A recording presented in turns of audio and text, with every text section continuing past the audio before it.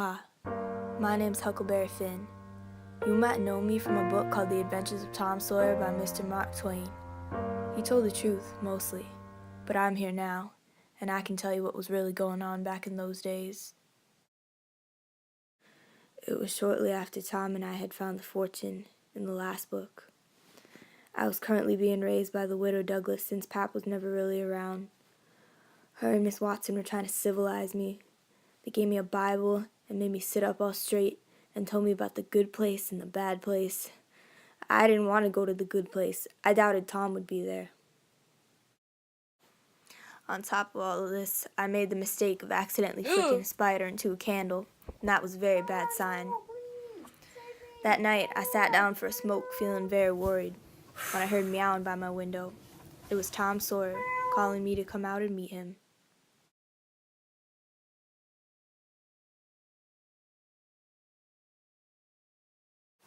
One morning, I was walking out in the garden when I saw Pap's footprints out in the snow. I knew they were his because they had a cross in the left heel to ward off the devil. So I ran to the judge's house because he was holding my money, and I knew Pap would try and come and get it. Boy, why are you panting? Have you come for your inheritance? No, sir, I don't want it at all. I want to give it to you, all of it, all 6,000 of it. Why, what can you mean? I don't want it. I want you to have it. I want you to take it. I see, you want me to sell it to you. Well, I'll do that. He handed me a paper that meant I'd sold him all my property for $1. Next I ran to Jim, who had a magic hairball from an ox's stomach that could tell your fortune. I need you to tell me my fortune with that hairball of yours. Sure. Hairball needs money. I only got a counterfeit quarter. He explained to me that if we put the counterfeit coin in the potato, it would be fixed by morning.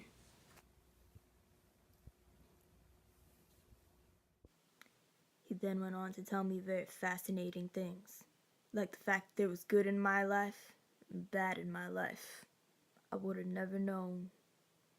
He also told me that I would die in water, and that Pap also had good and bad in his life. There was a good angel on one of his shoulders and a bad angel on the other. And sometimes he would follow the bad angel, and sometimes he would follow the good angel. Boy, was I right about that bad luck. Later that night, I found Pap waiting for me in my bedroom.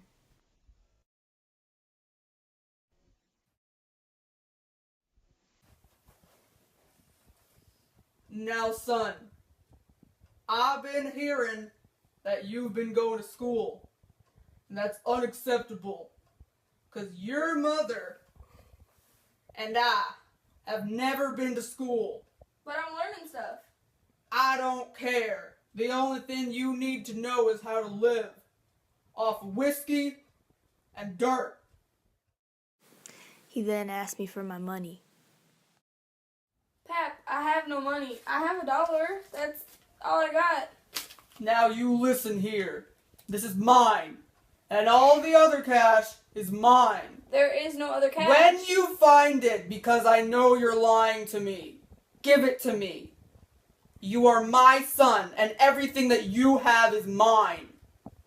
Now I need a drink, because you're really ugly. I'm serious. Stop going to school. No one likes it. Nobody likes it. No one. Your mom is disgraced by you.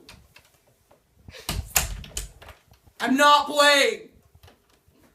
He then went to the judge's house to get the money.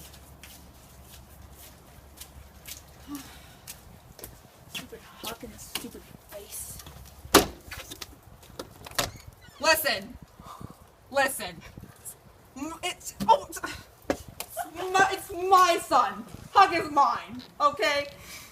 All of it's mine. Give me everything he has. Give me it right now. Okay. No. No. Listen to me. You can't have it! Oh goodness. Later on, there was a court case where they tried to take away Pap's custody of me. The new judge in town didn't want to split up a family, so instead he took Pap in, thought he could change him. Pap cried and said he would change, but the next day he went right back to his old ways.